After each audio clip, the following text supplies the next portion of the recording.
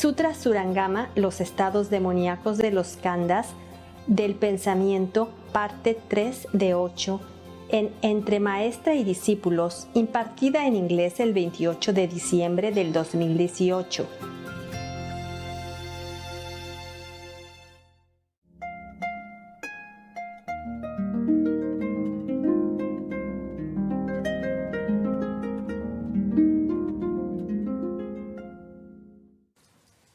So continue, this person still break the Buddha precepts and indulges in his greedy desires.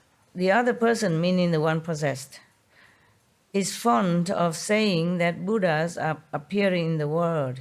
He claims that in a certain place, a certain person is actually a transformation body of a certain Buddha. Or he says that a certain person is such and such a bodhisattva who has come to teach humankind. People who witness this are filled with admiration. Their wrong views multiply, and their wisdom of modes is destroyed.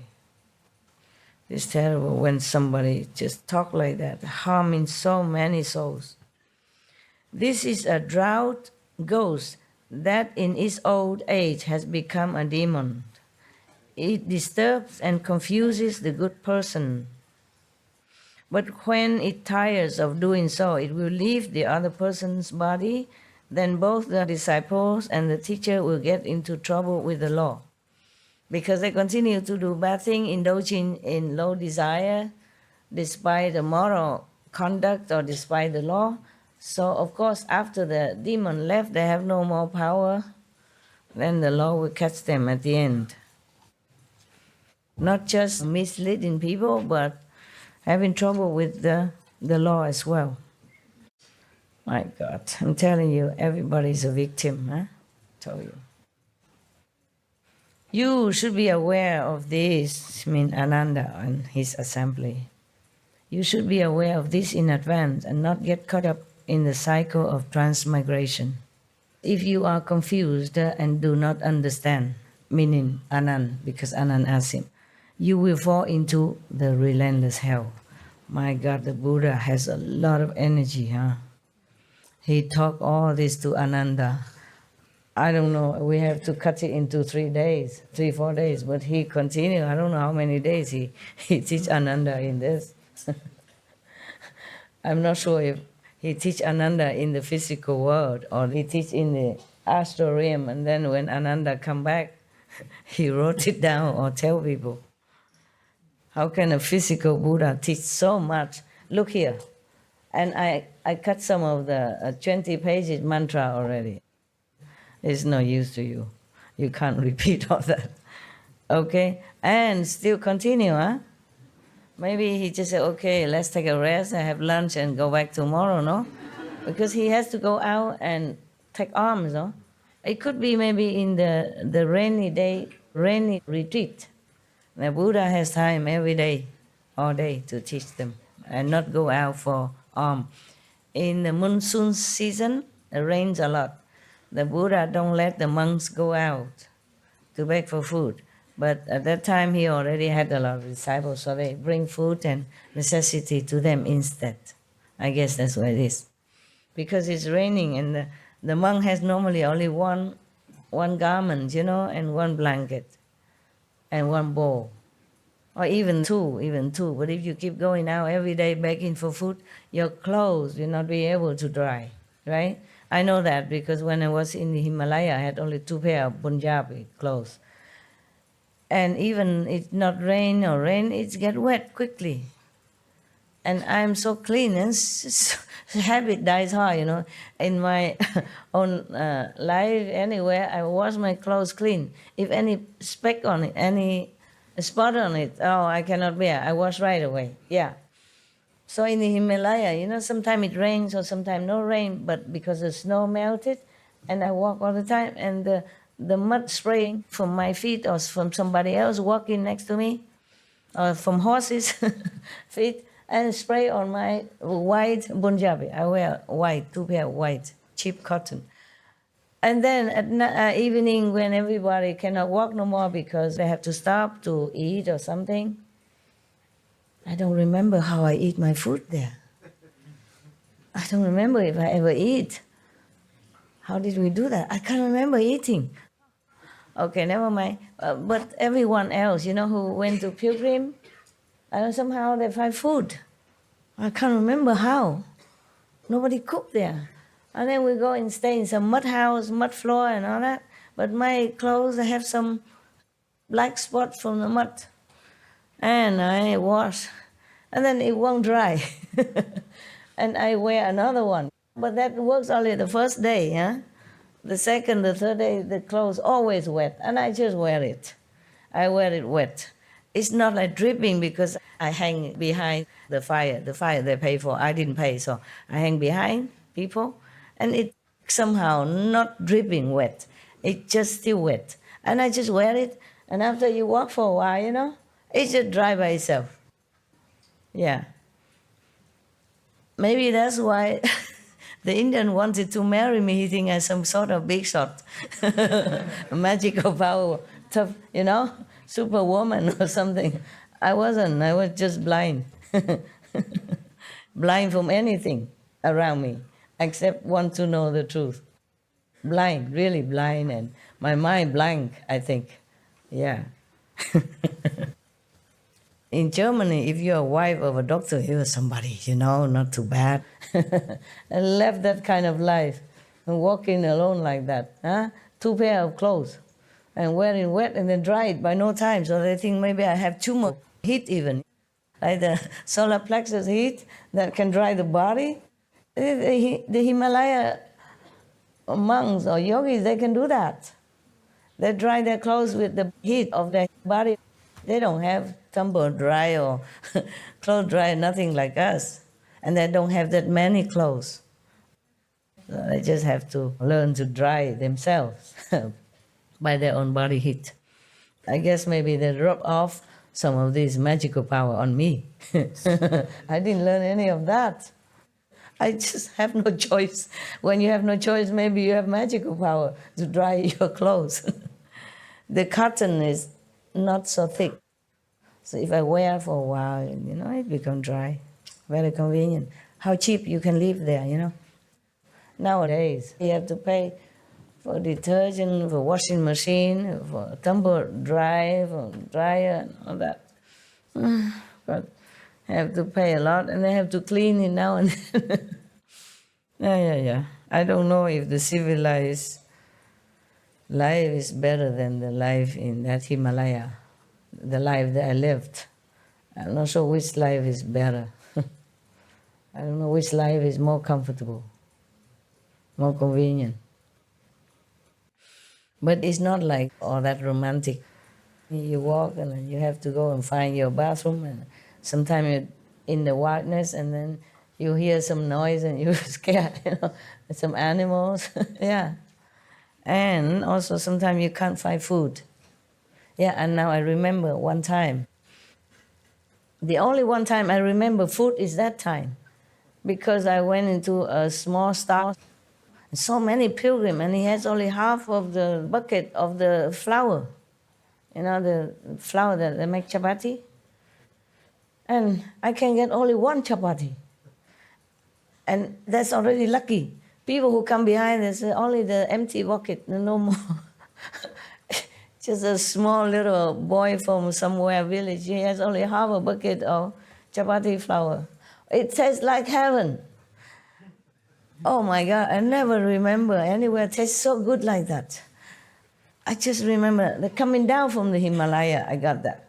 Anywhere else, I don't remember how I got food. I don't remember if I ate. I cannot really remember. Just that time, only one, because it tastes so good. And then I asked for some more, I don't have more. Tastes so good. So it's not like you take a stick, like master, and a sleeping bag, 2 pair of Punjabi, and then you walk there, and maybe somebody wants to marry you and that stuff. It's not like that, okay?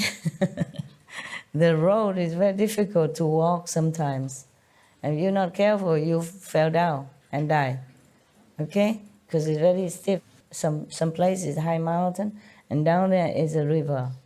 or the ravine, something, you can die anytime. And also because the ice is very slippery, yeah? So do not copy, okay? I don't recommend, really, I don't. I don't know if you can last even a few days because of the austerity of the situation, yeah? Not to talk about falling on the cliff or anything like that. I don't recommend, okay? It is very romantic to hear about it. And it look easy and it sounds easy. It's not. So if you go there, don't say that master encourage you or because the master advice. No, I don't advise. Okay? I went there, I bring this gift to you, you have it in your bedroom even. Don't go anywhere. Don't go in the Himalaya, it's very dangerous. Dangerous.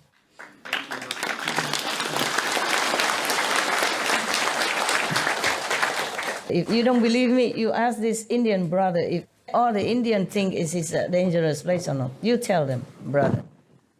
You tell them. That is the reason I took the shortcut. A shortcut, okay. Yeah. You tell them detail about the Indian, how do they think if You don't know where you're going and you don't know which guru to follow, you don't know which guru to find, and there is no road, nothing. So every day it snows and the road is covered, and so I'm still surprised at how the little master came back safely. Yeah, I'm surprised too, now that I know about it. I did not really know. I mean, I heard about it, but when you hear, it is like, okay, a novel story, just like when you watch something on TV, you did not think anything that. But when you do it, it's different, okay? Even if you find a master, everybody looks like really enlightened, but you cannot figure out the difference. It's true. Many so-called monks or other masters just come tell me, I am the guru. I will teach you this, I will teach you that. It's true. And after I stay with them a few days, I know it's not what I want. Yeah, I also don't know how I went back here. It's not only finding the master, but the road and all that, very difficult.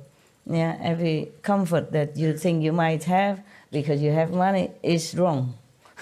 Even you have a lot of gold or money with you, you can't even buy food there.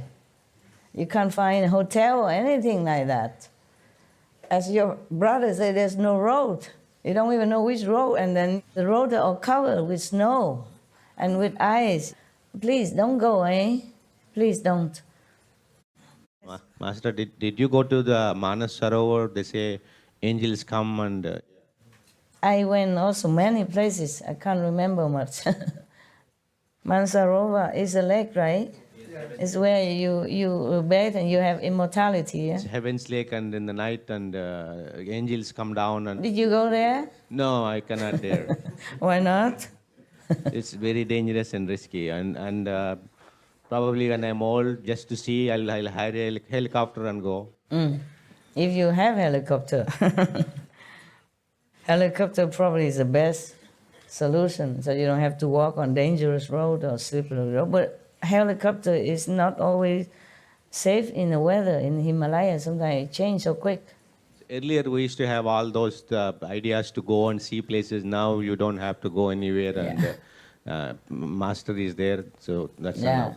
It's not much that you can search there. Okay, it's very good. Yeah, for good memory, for encouraging people to practice, and it's also good if you want to see it for your satisfaction. But there's not much you can derive from it. Very dangerous. Okay, dangerous. Do they have tiger in the Himalaya? No. Bears? Yeah, bears are. Yeah. Big. Oh, whoever the biggest in here, they're bigger than you. Yeah. And if they roar, your soul leave the body without meditation. No need master. They just roar and come to you, and then your soul just leave automatically, easy. Especially when you go out in the wild looking for a private place to do your business. Oh, man. Yeah, it's not all that romantic, okay? Okay, now the person is in good state of samadhi, but he is still greedy. It's not about greed, but maybe too anxious, too fanatically want to seek union, spiritual oneness, yeah? And so he clarifies his concentrated thought as he greedily seeks for union with God or the divine or whatever. That even still not good. You just let things take its course is better than pushing it. Huh?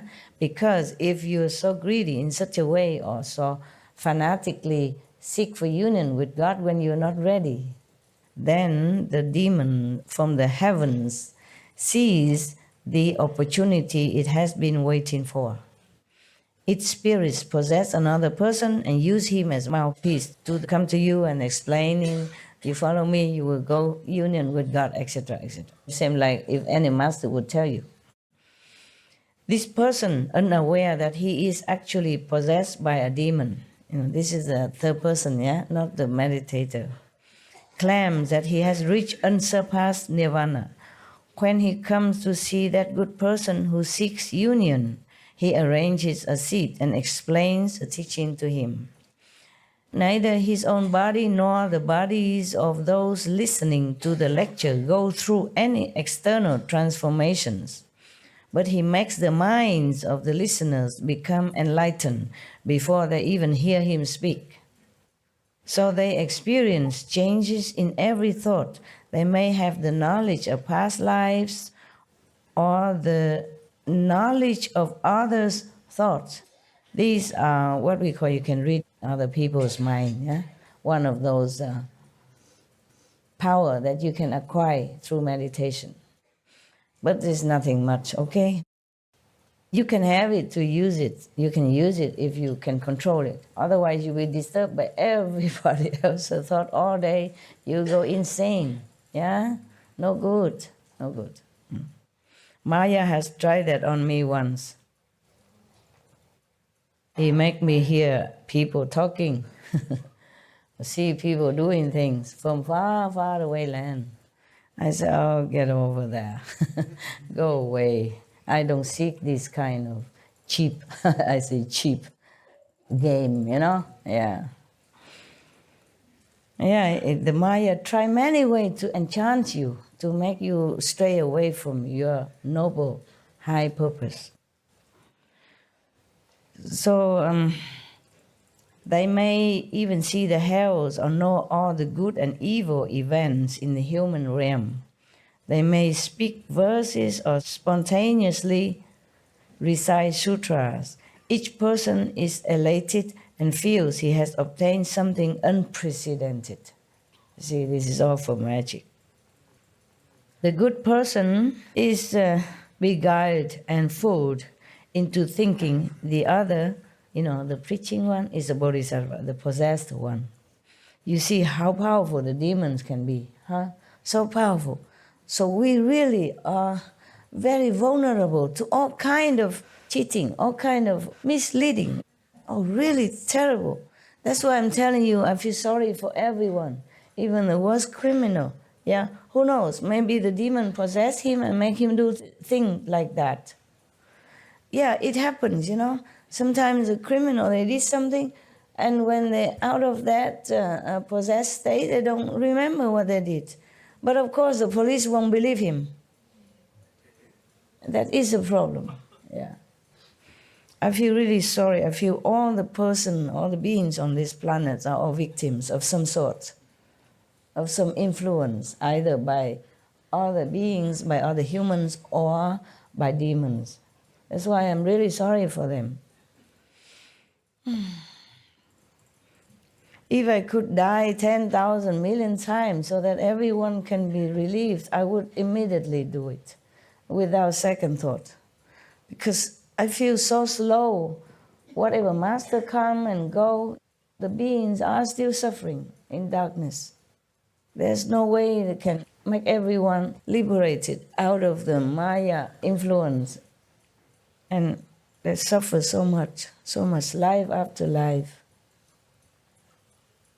So, because he believed that the possessed person who preached to him is a bodhisattva, so his thoughts become entangled in lust, yeah, He say love here, but it's not what we mean by love.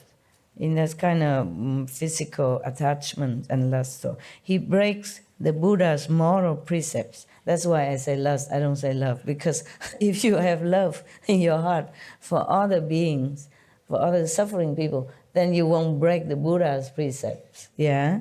And you don't covertly indulge in your greedy desires, as the Buddha described here of the meditator who went astray. But my God, it's not his fault. He just have false thinking, false concept for a moment or two, or maybe even constantly.